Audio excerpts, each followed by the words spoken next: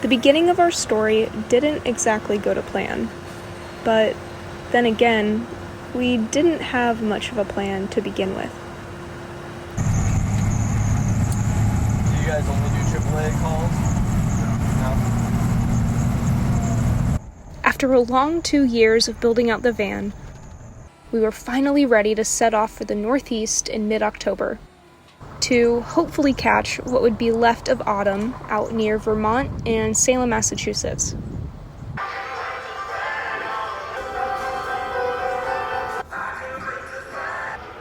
That is, until this happened.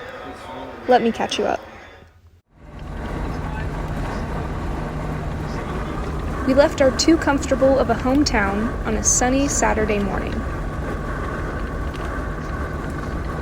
We first had to make a 3-hour drive north to the city of Peoria, Illinois, in order to officially get a legal license plate the same day and replace our antique plates that technically you're only permitted to drive with to car shows, a mechanic, car washes, that sort of thing. Okay, so we left this morning to Peoria because we needed a legal license plate, and you know, maybe we really didn't even need a legal license plate. Everyone back home was telling us just to leave the antique one on. And then even when we went to go buy this new legal license plate, the people behind the counter were seriously like, why are you doing this? Why are you spending all this money to get a new license plate? Just keep the antique one. And we're like, well, we're traveling across country and we're just trying to cover our bases, man. And they're like, everyone else drives on the antique plates. I don't know what you're doing. And we're like, well, I guess we're just wasting our time and money. Now we are still in Illinois, and we have around 3 more hours until our destination. We were gifted this pass to an organization called Harvest Hosts, which essentially you just kind of park on people's farmland or wineries or breweries or businesses, I guess. Anyway, so we were gifted a pass to this Harvest Host thing, and we found this alpaca farm that we're going to be staying the night at tonight, which I think is going to kind of ease us into a good first night in the van. So yeah, so we're doing that. Logan has been driving and I've been passengering. It is very, very hot, but we're making do. You ready, Freddy? Ready, Fred? Here to, let's turn the fan off. Ah. Where's that button at?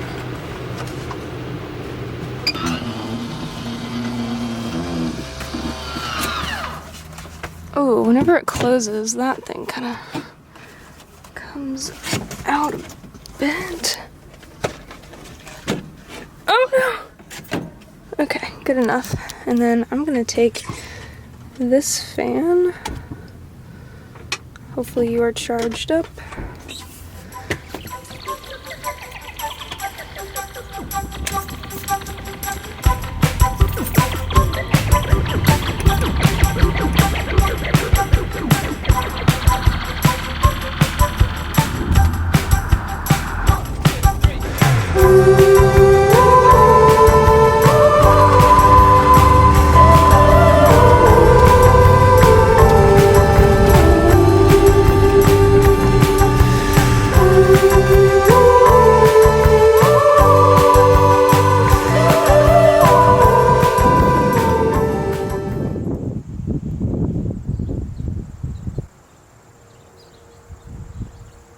That first night was much colder than expected, and gave us just a taste of what's to come, with the looming threat of winter that was already hanging over our heads.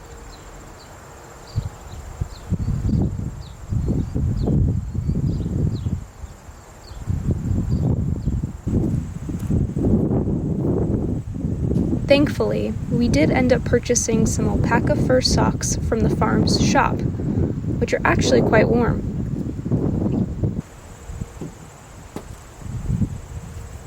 Along with Logan and I is our 8-year-old cat, Koopa. She's been a house cat up until now, and so far seems to enjoy her new windows that seemingly change the channels themselves.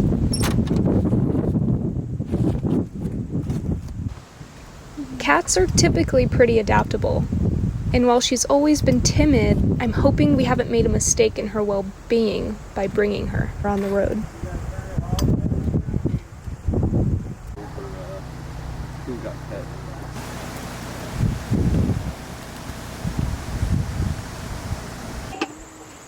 We did make a quite literal, fatal error in preparing dinner last night.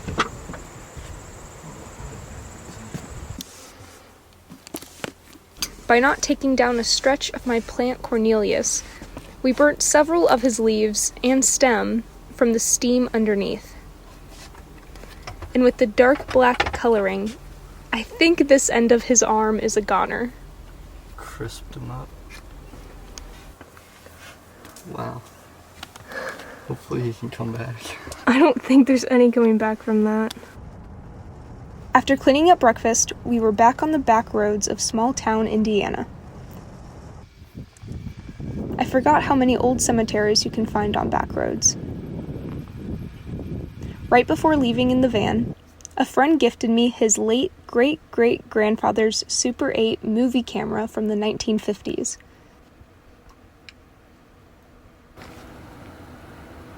I've made it my mission to dedicate a roll of film to each season, to attempt to capture their essence and have a full changing of the seasons on moving stills, if you will. As a film photographer, shooting video footage on film has always been on the list of to-dos, and why I gravitated towards VHS tape whenever I started taking video footage. Whenever I do this, I never realize how crooked I stand. I've been on the hunt for a headstone with a recipe on it for some time now.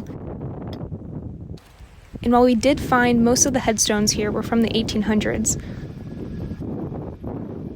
I didn't have any luck.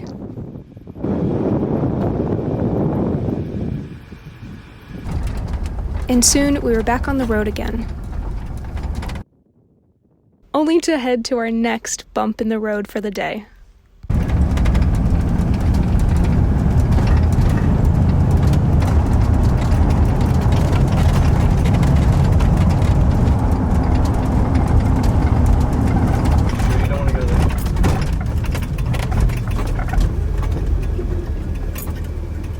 The Grissom Maze of Terror.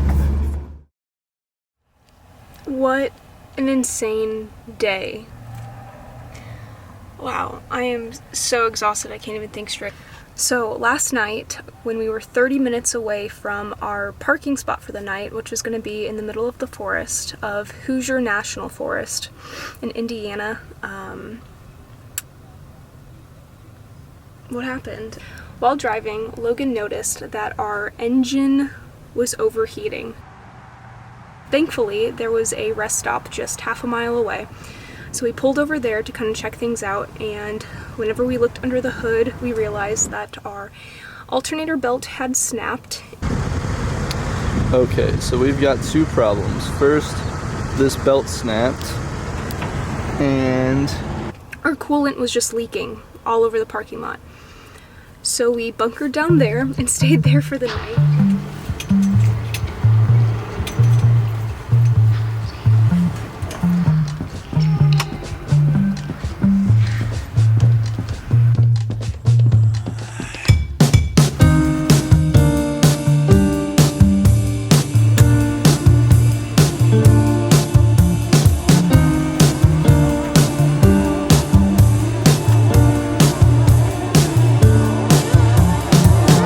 This storm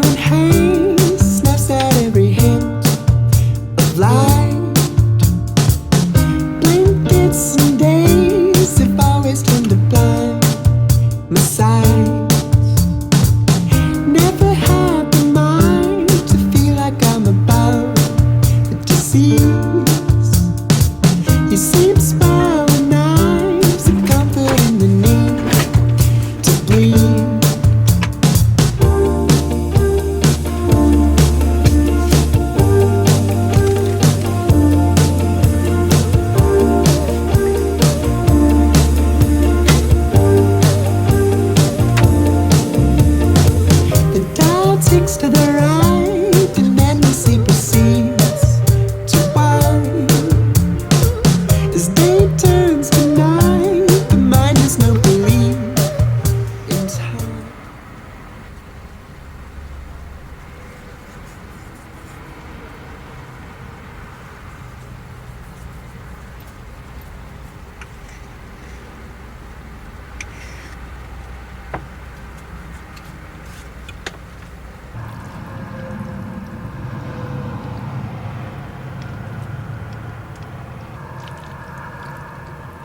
Which wasn't too bad.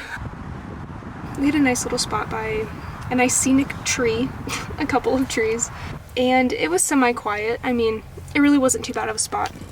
Which leads us to this morning, which we called around to, I think it was 7 or 8 different automotive garage shops to help us out and fix our belts or whatever was going wrong with our engine. And every single one either said that they could not get us in until 5 days out, or they just wouldn't take our vehicle simply because it was too old of a vehicle, or it was too heavy of a vehicle, or it was too tall of a vehicle. Which is all great news, but eventually we found a shop that accepted us, thank God, and we got a tow to this shop. And it's so funny too because they didn't even have to lift up our van at all. Everything was just under the hood. It was just belt work. So us being too tall or too heavy had no relevance. I think that all these shops just heard 1985 van and were like, nope, do not bring that thing here. So thank God for these incredible people. It was really like a mom and pop hole in the wall type kind of mechanic, which is either a good thing or a bad thing, and in this case it was an excellent thing. Everyone was super kind, super nice. We pulled up and we were the only car on the lot essentially that they were going to be working on at the time, so that was even better. I think we left within like an hour or so. So in leaving, we decided that we should probably get a membership to a gym to be able to have access to showers. We're not unfamiliar to having a gym membership, but we have not had a membership to a gym since pre-COVID. Okay, let's find somewhere in town to stop and recuperate. So we just went to a Planet Fitness, and in exiting our van to go to the back of the garage of the van to get our towels, Logan locked the keys in the van, which was just honestly the cherry on top of our crazy start to this journey. Yeah, so we called some different locksmiths in the area, and they all quoted us at $140 to unlock our car, which was not going to fly. We first did call the local police station where we're from. That's what I've always done. I've always just called the police station and been like, hi, I'm so sorry, I locked my keys in the car. Any way that you can come and help me out? And they usually come immediately. The fact that we had an animal in the car, I thought it was a no-brainer that the police would help us out in that regard. They said unless it's a child, there's nothing that they're going to do for us. So the police were just out of the question. Did a little research, ended up calling a towing service, another towing service, to see if they would unlock our car.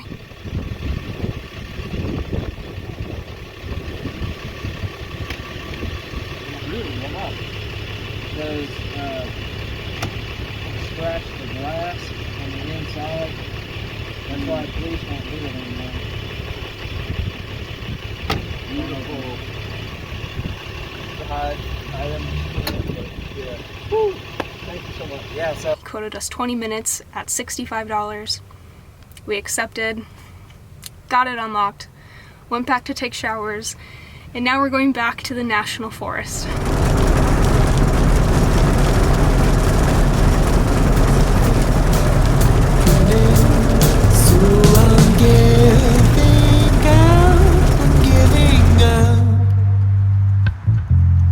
Always trying to gather a hole in my soul that's always been full.